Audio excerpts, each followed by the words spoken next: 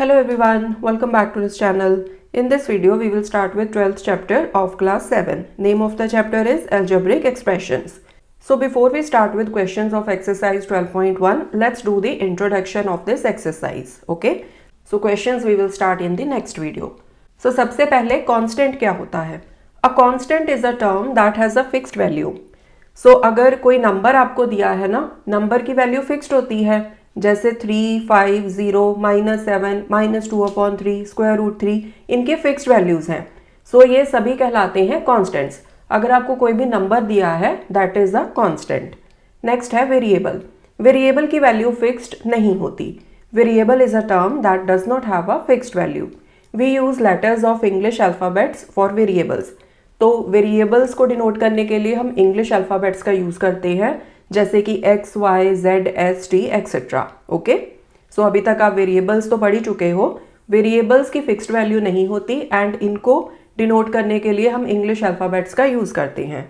So variable की value change होती रहती है डिपेंडिंग अपॉन कि आपको क्या कंडीशन दी हुई है. ओके, नेक्स्ट है term. A term is a number, a variable और a combination of numbers and variables. So अगर आपको कोई अकेला ऐसे नंबर दिया हुआ है that is also a term. अगर आपको कोई ऐसे वेरिएबल ही दिया हुआ है that is also a term. अगर आपको कॉम्बिनेशन दिया हुआ है नंबर एंड वेरिएबल का, जैसे यहाँ पर है 5b, यहाँ पर क्या हो रहा है, एक नंबर को हम वेरिएबल के साथ मल्टीप्लाई कर रहे हैं. सो अगर एक नंबर को आप एक वेरिएबल के साथ मल्टीप्लाई कर रहे हो that is also called a term. ठीक है.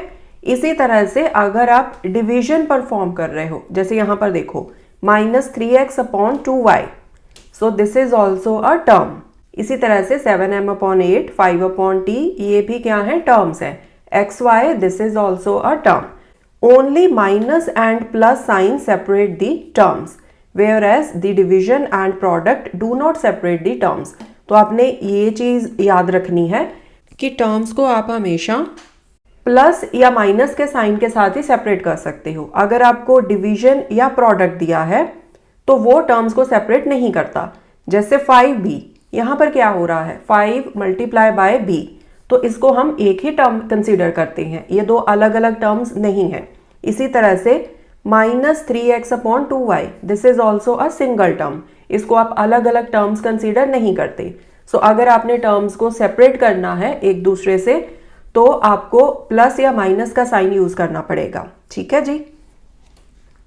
नेक्स्ट है algebraic expressions. A combination of one or more terms which are separated by addition subtraction is called an algebraic expression.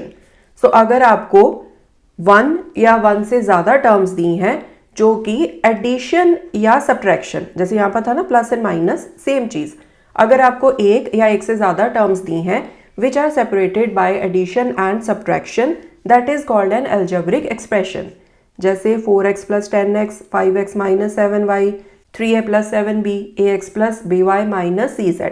सो यहाँ पर देखो, यहाँ पर आपके पास मल्टीपल टर्म्स हैं एंड इनको प्लस एंड माइनस के साइंस के साथ सेपरेट किया हुआ है. Okay, so these are called algebraic expressions. अगर आपको सिंगल टर्म दी है उसको भी आप algebraic expression बोल सकते हो, that is also an algebraic expression. Next we will discuss factors. The terms are made up of the product of factors. For example, the term 2xy of expression 2xy + 7z has 3 factors, 2, x and y. And the term 7z has 7 and z 2 factors. And expression 2xy + 7z it has 2 terms. तो factors क्या होते हैं, अगर आपको कोई term दी है ना, for example 5b, तो इसके फैक्टर्स क्या हैं, 5 एंड b, क्योंकि इन दोनों को मल्टीप्लाई करके हमारे पास ये वाली टर्म बन रही है. ओके, सो जैसे यहाँ पर ये एक्सप्रेशन दिया है 2xy + 7z, तो 2xy टर्म है, राइट, एंड इस टर्म के फैक्टर्स क्या हैं, 2x एंड y, क्योंकि 2x एंड y को मल्टीप्लाई करके हमारे पास आ रहा है 2xy.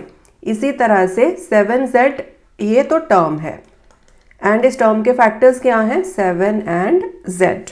ओके, 2xy + 7z ये पूरे का पूरा है अलजेब्रिक एक्सप्रेशन. इसमें we have 2 terms and each term के फैक्टर्स हमने यहाँ पर मेंशन कर दिए. Next we will discuss coefficient. Any of the factors of a term is called the coefficient of the product of all the remaining factors. Next we will discuss coefficient. Any of the factors of a term is called the coefficient of the product of all the remaining factors. In particular, the constant part is called the numerical coefficient and the remaining part is called the literal coefficient of term. So जैसे यहाँ पर एक example ही है ना, उन्होंने algebraic expression दिया है 3x² plus 7xy minus 8.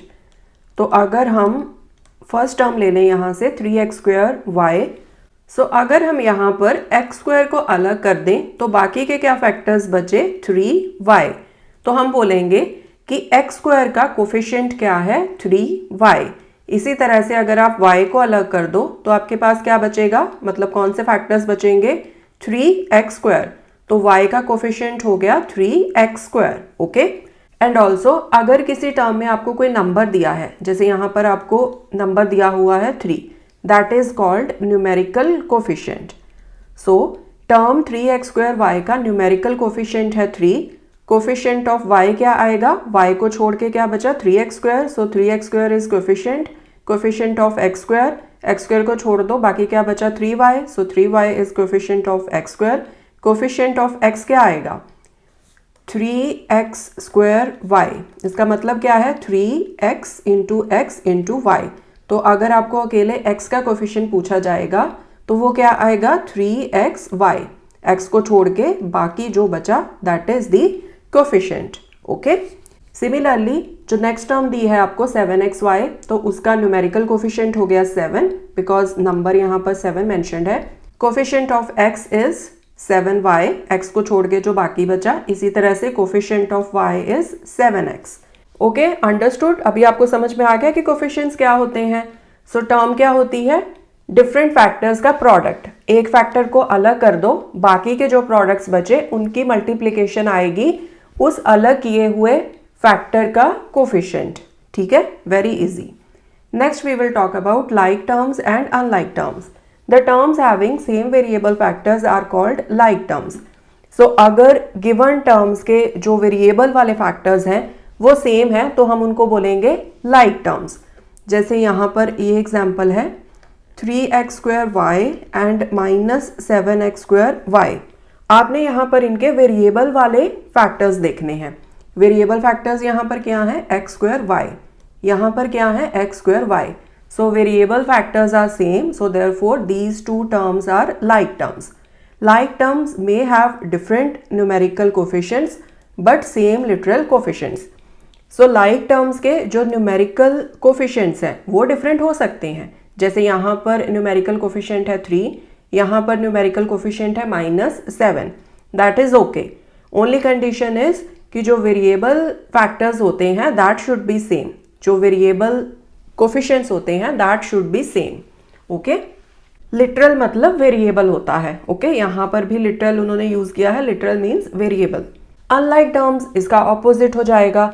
अगर आपको कोई टर्म्स गिवन है एंड उनके जो वेरिएबल फैक्टर्स हैं दोज आर डिफरेंट, तब हम उनको बोलेंगे कि दीज आर अनलाइक टर्म्स. जैसे यहाँ पर ये एग्जाम्पल है x² y² z. यहाँ पर क्या है x y z². अब यहाँ पर इनके जो वेरिएबल फैक्टर्स हैं those are different, so therefore these are unlike terms. ये वाली एग्जांपल दी है 3x² 3y². अब यहाँ पर देखो 3 तो सेम है but we are not concerned about numerical coefficients. हमें चाहिए कि जो वेरिएबल फैक्टर्स हैं that should be same, but वो यहाँ पर सेम नहीं है. x² है यहाँ पर है y².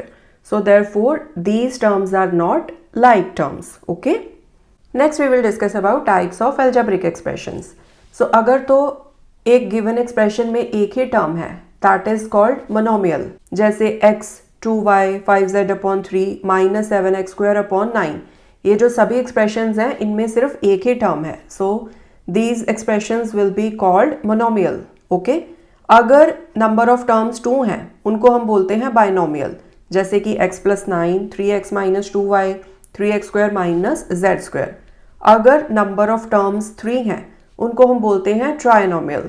जैसे कि x + y + z p² + q² + r² pq + r + t².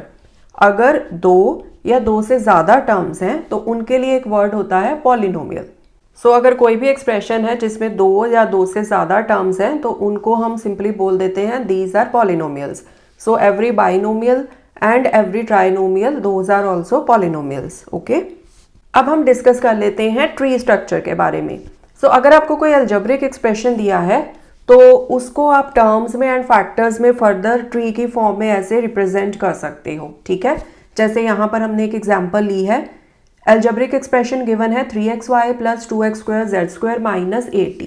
तो इसको पहले तो हमने टर्म्स में स्प्लिट कर दिया. 3xy ये एक टर्म है, then 2x² z² this is second term, third term आ जाएगी आपकी minus 80.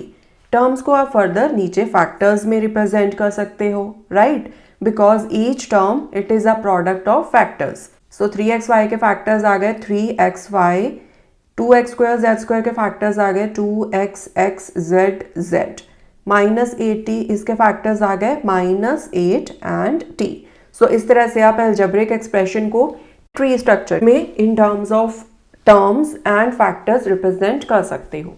So this was the quick introduction of exercise 12.1. In the coming video, we will start solving questions of exercise 12.1. So thanks for watching. I'll see you in the next video. Take care. Bye.